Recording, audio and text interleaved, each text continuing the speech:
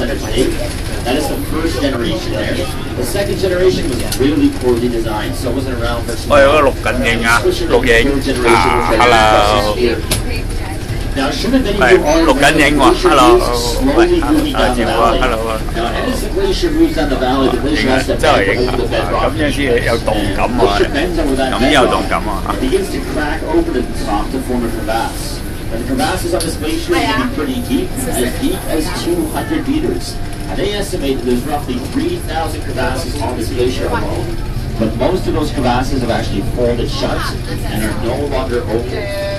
Now, when the glacier moves down the valley, the glacier is also sliding against the bedrock beneath it. When the glacier slides against that bedrock, it begins to grind the bedrock up into a very fine dust or a very fine powder, which is called rock flour or glacier till. Now, the water which melts off this glacier picks up this rock flour and carries it into our lakes and our streams. And because this rock flour is so fine and so light, it is suspended in water for a very long period of time. So when it hits glacial fed water, it's reflecting off of that rock flour, which gives lakes and streams around here up on this whole. 呢度最車啊！呢度。好似 LEGO 嗰啲咩？啊！呢度最車。係。好嗱，可以上。呢度最車，差唔多45度啊！呢度。差唔多啊。哇！有幾車。 The water which comes off of this glacier has a very high. 睇下比較下，你知係幾車。 A lot of ground-up rock in the water coming off this glacier. And as the water enters the lake, it slows down, loses momentum, and it deposits some of the rock flour into the bottom of that lake. So some of the lake is slowly filling up with rock flour and disappearing. Now, some rock the lake here is going to disappear completely in about 20 or 30 years.